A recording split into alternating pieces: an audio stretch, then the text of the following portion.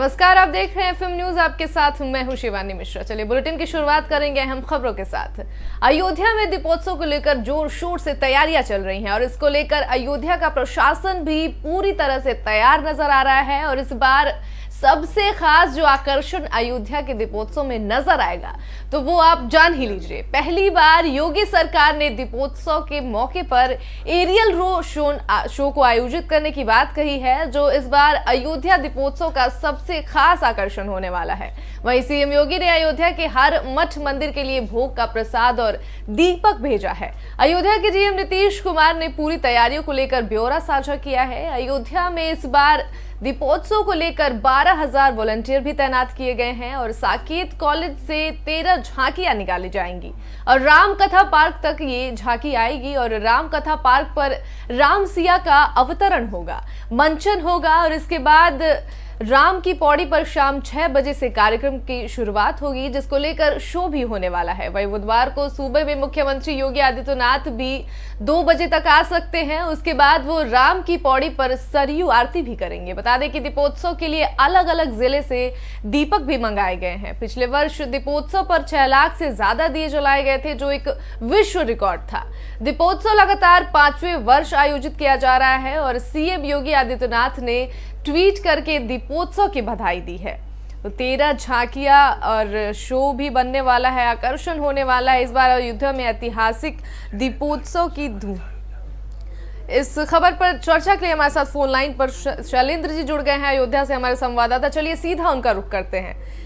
किस तरीके की तैयारियां हो रही हैं अयोध्या में? जी, आपको बता दें कि 5वें दीपोत्सव का जो कि एक रिकॉर्ड कायम होना है इस बार 9.5 लाख दीप जलाकर, उसकी तैयारियां पूरी हो चुकी हैं। दीप बिछाए जा चुके हैं और दीपों में तेल डालने का कार्य किया जा रहा है, क्योंकि राम की पैड़ी पर 7,51,000 दीप जलाने हैं। राम की पैड़ी के 32 घाटों पर, जिसके लिए 12,000 वॉलेंटियर 3 दिन पहले से ही काम कर रहे थे और पूरे अयोध्या में 9,51,000 दीपों का कार्य जो है जलाना है। उसके साथ साथ जो है साकेत महाविद्यालय से जो कि राम के जीवन काल की झांकियां बनाई गई हैं, 11 झांकियां वो निकल चुकी हैं। ये करीब 2 बजे तक राम कथा पार्क पहुंचेंगी, जहां पर योगी आदित्यनाथ जो है 1:35 पर राम कथा के हेलीपैड पर वो पहुंच जाएंगे। उसके बाद राम कथा जो वहां पर मंच बनाया गया है, वहां पर वो राम के राज्याभिषेक का कार्यक्रम होगा। राम और भगवान राम, सीता और लक्ष्मण की आरती उतारी जाती है। उसके बाद राज्याभिषेक किया जाता है। उसके बाद जो है मुख्यमंत्री योगी आदित्यनाथ सरयू आरती करते हैं और सरयू आरती के बाद राम की पैड़ी पर पहुंचते हैं। राम की पैड़ी पर जहां पर वो दीप प्रज्वलन होता है और दीप के लिए जो है रिकॉर्ड जो कायम होगा, उसके लिए गिनीज बुक ऑफ टीम यहाँ पर कल ही मौजूद हो गई है। इसके लिए ड्रोन कैमरे लगाए गए हैं निगरानी के लिए। उसके बाद जो है निगरानी के बाद ही कंफर्म होगा कितने दीप यहाँ पर जलाए गए हैं। हालांकि यहाँ पर जो बताया जा रहा है कि 10 लाख दीप जो है 7.5 लाख राम की पैड़ी पर और यहाँ अयोध्या के मंदिरों पर लगभग 10 लाख दीप बिछा दिए गए हैं। लेकिन आंकड़ा जो है गिनीज बुक की टीम द्वारा ही निर्धारित किया जाएगा कि कितने दीप यहाँ पर जलाए गए हैं, क्योंकि अगली बार ही मुख्यमंत्री जी ने घोषणा किया था कि 7.5 लाख दीप अगली बार जलाए जाएंगे। पिछले वर्ष जो है 5,51,000 दीप जलाकर वर्ल्ड रिकॉर्ड बनाया गया था। जी चलिए, बहुत बहुत धन्यवाद तमाम जानकारी के लिए। तो जिस तरीके से शैलेश जी हमारे साथ फोन लाइन पर जुड़े हुए थे और उन्होंने बताया कि पिछले साल किस तरीके से दीपोत्सव पर कुल 6 लाख से ज्यादा दिए जलाए गए थे, जो एक विश्व रिकॉर्ड बना था। और दीपोत्सव लगातार 5वें वर्ष आयोजित किया जा रहा है इस बार भी। और आपको बता दें कि सीएम योगी आदित्यनाथ ने ट्वीट करके दीपोत्सव की सबको बधाई भी दी है। चलिए बुलेटिन में अगली खबर का रुख करेंगे। दीपोत्सव का श्री गणेश पर्व धनतेरस 2 साल से मंदी की मार झेल रहे बाजार के लिए संजीवनी बनकर आया है। एक अनुमान के मुताबिक कानपुर के बाजारों पर करीब 800 करोड़ की धनवर्षा हुई है। त्योहारों के शानदार आगाज से व्यापारी और कारोबारी भी गदगद नजर आ रहे हैं। वहीं ज्वेलरी शोरूम हो या फिर कार बाइक के सभी ग्राहकों से गुलजार हो रहे हैं। बर्तन की दुकानों में भी भी खड़े होने तक की जगह नहीं रही है और दोपहर तक तो बाजारों में कम ग्राहक नजर आए, लेकिन जैसे जैसे दिन ढलता गया ग्राहकों का हुजूम उमड़ता दिखाई दिया और इसके खरीदारी का ये सिलसिला देर रात तक नहीं थमा था। कारों में लगने वाले सेमीकंडक्टरों की कमी की वजह से ऑटोमोबाइल सेक्टर की रफ्तार कुछ कम रही। हालांकि पहले से बुक कराई गई कारों की डिलीवरी कर दी गई है और सज धज कर शोरूम से निकली देसी और विदेशी कारों को लोगों का ध्यान अपनी ओर खींचा। तो इस तरीके से कानपुर में बाजारों में धन वर्षा हुई है और तमाम लोग जो है वो बाजारों में खरीदारी करते नजर आए और 800 करोड़ इस बार बाजार में बिक्री हुई है।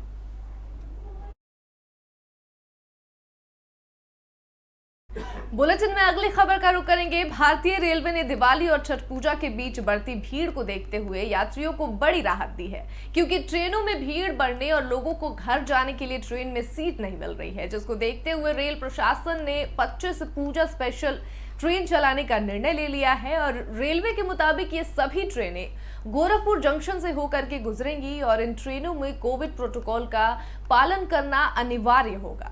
जानकारी के मुताबिक रेलवे ने दिवाली से लेकर छठ पूजा तक कई स्पेशल ट्रेनें शुरू कर दी हैं, ताकि यात्रियों को यात्रा करने में दिक्कत का सामना न करना पड़े।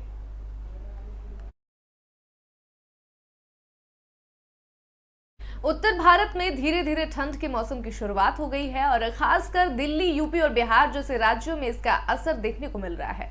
बात करें उत्तर प्रदेश की तो यहाँ भी पूरे प्रदेश में लोग ठंड महसूस करने लगे हैं और यही कारण है कि लखनऊ, वाराणसी, प्रयागराज, कानपुर जैसे बड़े शहरों में भी ठंड बढ़ने लगी है। और मौसम विभाग के अनुसार लखनऊ में आज मौसम मैक्सिमम तापमान 30 डिग्री सेल्सियस और मिनिमम 17 डिग्री सेल्सियस रहने का अनुमान है। हालांकि दिन में आंशिक रूप से बादल के छाए रहने के अनुमान भी जताई गई है और देर रात में मौसम साफ रहेगा। वहीं दिन के मौसम में 60% नमी रहेगी और जब तक रात में ये बढ़कर 80% हो जाने का अनुमान लगाया गया है।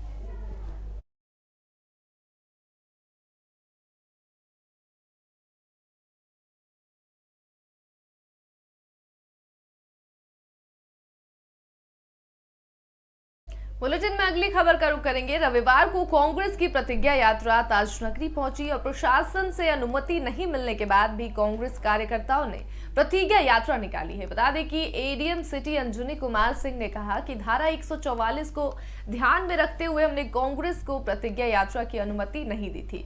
अनुमति के लिए शहर अध्यक्ष देवेंद्र चिल्लू ने प्रार्थना पत्र दिया था, लेकिन पुलिस रिपोर्ट नेगेटिव और धारा 144 होने के कारण अनुमति नहीं दी गई और बिना अनुमति के यात्रा निकाली गई है, इसलिए कानूनी कार्रवाई की जाएगी। बता दें कि रविवार की सुबह लगभग 11 बजे यात्रा राजेश्वर मंदिर से पूजा अर्चना के बाद शुरू की गई और इस यात्रा में पूर्व केंद्रीय मंत्री जफर अली नकवी के साथ ही स्टार प्रचारक बॉक्सर विजेंद्र सिंह और यूपी कांग्रेस की प्रवक्ता डॉली शर्मा शामिल थे।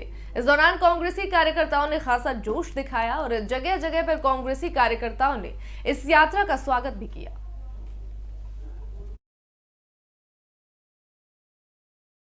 रुकेंगे एक छोटे से ब्रेक के लिए, बने रहिए आप एफएम न्यूज के साथ।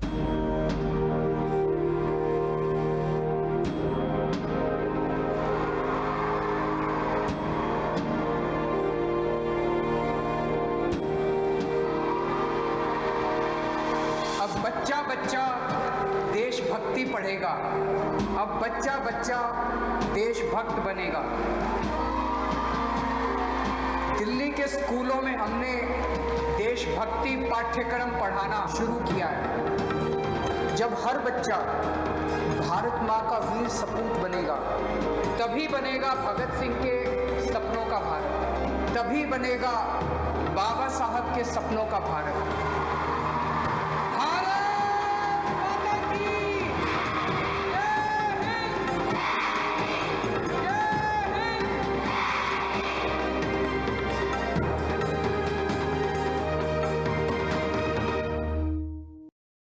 ब्रेक के बाद एक बार फिर से आप सभी का स्वागत है। चलिए खबरों का रुख करते हैं। चर्चित मनीष गुप्ता हत्याकांड की सीबीआई जांच शुरू हो गई है और सीबीआई ने मंगलवार को लखनऊ की स्पेशल क्राइम ब्रांच यूनिट में एफआईआर दर्ज की है और सीबीआई ने मनीष की पत्नी मीनाक्षी की ओर से गोरखपुर के रामगढ़ ताल के थाने में दर्ज एफआईआर की है और आधार पर यह बनाया गया है। इसलिए केस में इंस्पेक्टर जगत नारायण सिंह, दरोगा अक्षय मिश्रा, दरोगा विजय यादव और 3 अज्ञात पुलिसकर्मियों को आरोपी बनाया है। सीबीआई अब नए सिरे से एक बिंदु पर पड़ताल करेगी और जल्द ही गोरखपुर जाकर घटनास्थल का निरीक्षण भी करेगी। गौरतलब है कि कानपुर के कारोबारी मनीष की 27 सितंबर को गोरखपुर में पुलिसकर्मियों द्वारा पीट कर हत्या कर दी गई थी और हत्या के आरोप में इंस्पेक्टर के साथ साथ 6 पुलिसकर्मी जेल भेजे जा चुके हैं।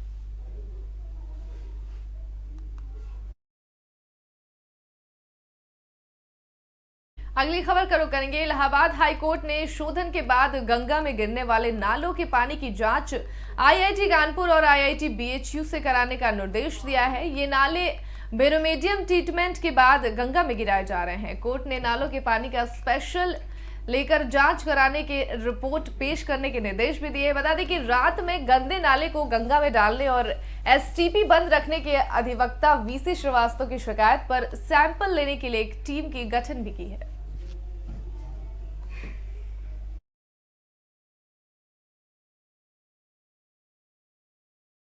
अगली खबर का रुख करेंगे। उत्तर प्रदेश में कोरोना के हालात नियंत्रण में हैं और स्वास्थ्य विभाग से मिली जानकारी के अनुसार 41 जिलों में कोविड का एक भी मरीज नहीं मिला है, तो वहीं 17 जिलों में एक मरीज ही है। और बीते 24 घंटे की बात करें तो प्रदेश में 24 घंटे में 1,38,271 सैंपल की जांच हुई है, जहां गौतम बुद्ध नगर और प्रयागराज में 2 और बलरामपुर, बस्ती में, गाजीपुर में एक नए मरीज मिले हैं। और इसी कोरोना महामारी से बीते दिन 10 मरीजों ने जंग भी जीत ली है और फिलहाल प्रदेश में कुल 102 कोरोना मरीज हैं। और इसके साथ ही दूसरे राज्यों की स्थिति को देखते हुए यूपी में सर्विलांस और जागरूकता अभियान तेज कर दिया गया है। बता दें कि मंगलवार को उच्च स्तरीय टीम 9 के साथ समीक्षा करते हुए मुख्यमंत्री ने कहा कि उत्तर प्रदेश में एग्रेसिव टेस्टिंग और त्वरित ट्रीटमेंट के साथ साथ तेज टीकाकरण की नीति के अच्छे परिणाम मिले हैं।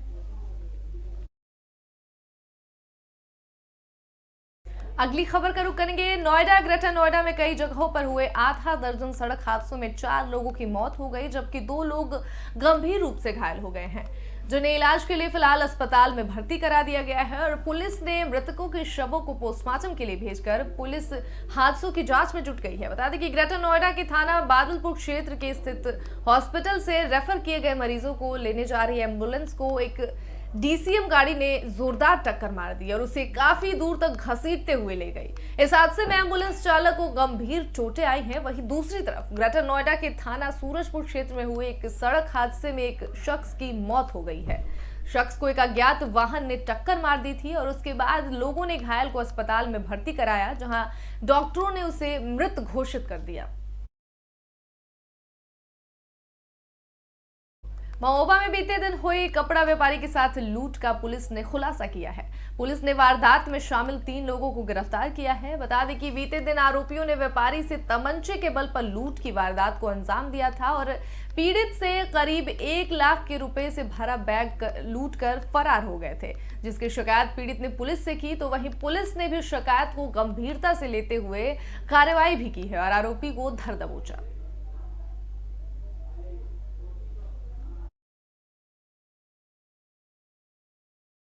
अगली खबर का रुख करेंगे। उत्तर प्रदेश में हर व्यक्ति को कोरोना का टीका लगे, इसके लिए राज्य सरकार काफी एक्टिव नजर आ रही है। योगी सरकार ने सुबह 8 बजे से रात 10 बजे तक प्रदेश में वैक्सीनेशन करने का आदेश प्रदेश के सभी जिला अस्पतालों को दिया है। बता दें कि योगी सरकार की इस पहल से लाभार्थी काफी खुश नजर आ रहे हैं। उनका कहना है कि सरकार की इस पहल से उन लोगों को सबसे ज्यादा लाभ मिला है जो नौकरी पेशा वाले हैं और जिन्हें समय के अभाव के चलते टीका नहीं लग पा रहा है। हालांकि इस आदेश पर नोएडा सीएमएस ने सवाल भी खड़े किए हैं और उनका कहना है कि रात 10 बजे तक महिलाएं कैसे काम करेंगी।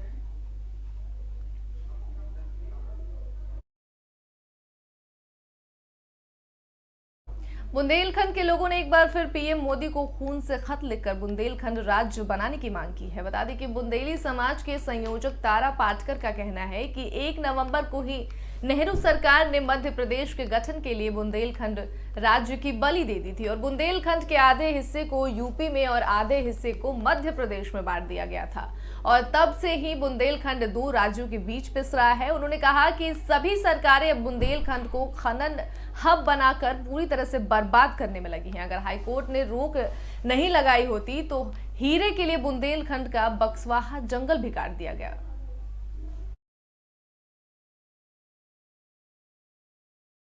बुलेटिन में अगली खबर का रुख करेंगे। यूपी के हमीरपुर में सुमेरपुर थाना पुलिस को बड़ी सफलता हासिल हुई है। बता दें कि हमीरपुर पुलिस ने अंतरराज्यीय वाहन चोर गैंग का पर्दाफाश किया है, जिसके पास से कुल 12 लाख की कीमत की 12 बाइकें बरामद की है। स्टॉक और सुमेरपुर थाना पुलिस का ज्वाइंट ऑपरेशन हमीरपुर पुलिस के एसपी कमलेश दीक्षित ने की है। बाइकें बरामद कितनी कीमत होगी इनकी सर? आज हमीरपुर जनपद के सुमेरपुर थाना में स्वाट टीम और सुमेरपुर थाना द्वारा वाहन चोरों का एक शातिर गिरोह पकड़ा गया है, जिसमें से 4 अभियुक्त पकड़े गए हैं। इसमें हरिकुशन इस गिरोह का सरगना है। पूर्व में ये कई बार वाहन चोरी में जेल जा चुका है। इस बुलेटिन में फिलहाल के लिए इतना ही। बने रहिए एफएम न्यूज के साथ। नमस्कार।